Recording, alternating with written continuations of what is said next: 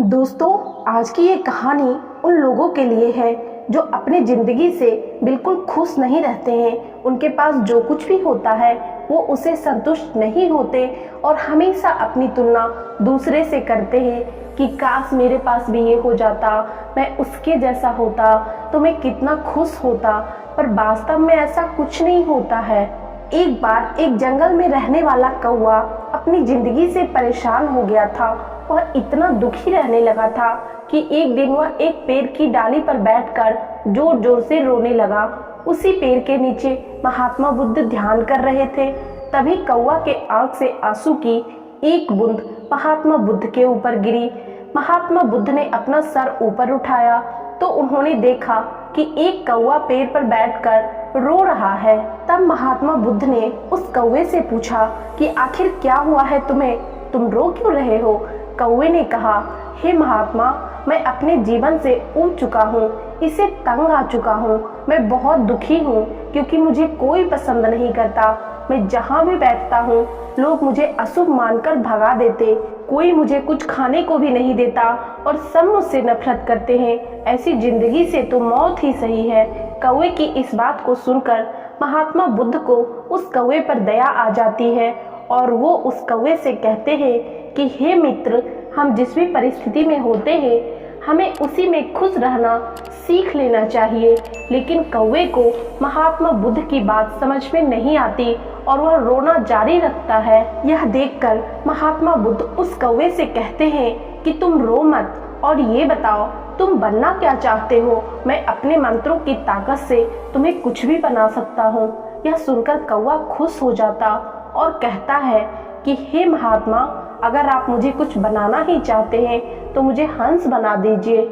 उस कौवे की बात को सुनकर महात्मा बुद्ध कहते हैं, ठीक है, मैं तुम्हें हंस बना दूंगा, लेकिन उसके लिए तुम्हें सबसे पहले उस हंस के पास जाना होगा और जाकर उसे पूछना होगा कि क्या वह अपनी जिंदगी से खुश है।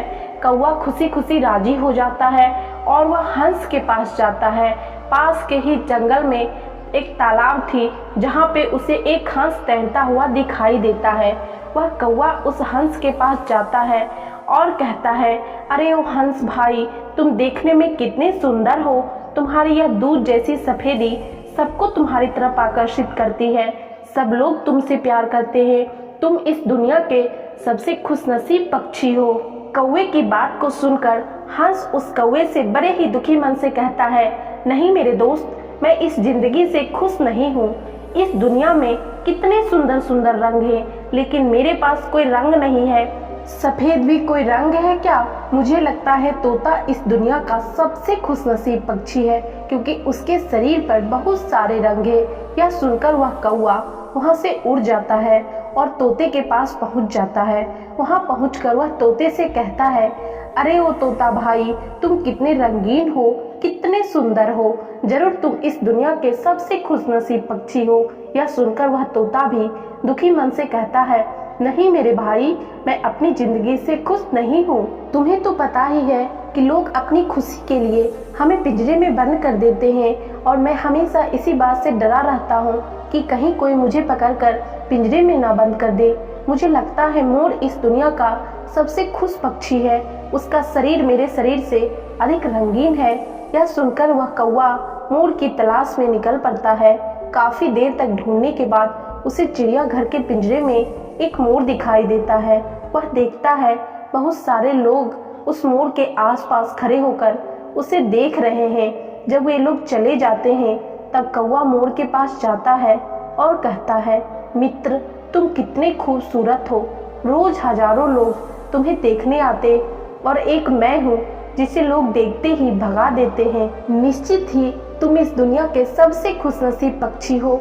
कौवे की बात सुनकर मोर बहुत ही दुखी दिल से कहता है, मैं हमेशा सोचता था कि मैं इस दुनिया का सबसे सुंदर और खुशनसीब पक्षी हूँ, लेकिन इसी सुंदरता के कारण ही मुझे इस चिड़ियाघर में बंद करके रखा गया है। जब लोग सजावटी सामान बनाने के लिए मेरे इन रंगीन पंखों को तोड़ते हैं तो मुझे बहुत दर्द होता है। तब मोर की बात सुनकर कौवा चौंक जाता है और कहता है, अगर तुम खुश नहीं हो तो तुम्हारे हिसाब से इस दुनिया का सबसे खुशनसीब पक्षी कौन है? तब मोर कहता है, मेरे हिसाब से तुम ही वो खुशनसीब पक्षी हो जिसे किसी भी पिंजरे में नहीं रखा गया। लोग ना ही तुम्हें पिंजरे में रखते हैं और ना ही तुम्हें जाल में फंसाकर मारकर खाते हैं।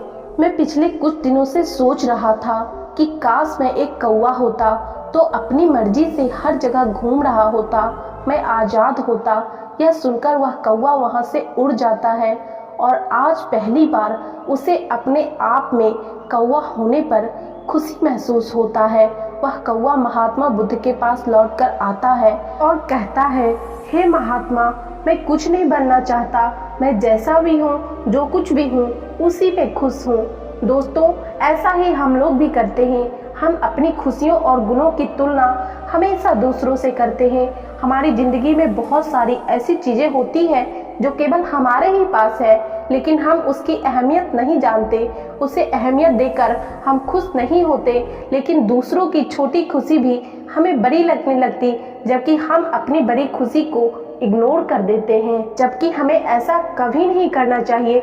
ईश्वर ने हमारे पास जो कुछ भी दिया है, हमें जैसा भी बनाया है, ये उनका वरदान है हमारे लिए कि वो हमारे लिए हमसे बेहतर सोचते हैं। तो दोस्तों, उम्मीद करती हूँ ये कहानी आपको पसंद आई होगी और इस कहानी से आपको कुछ सीखने को जरूर मिला होगा।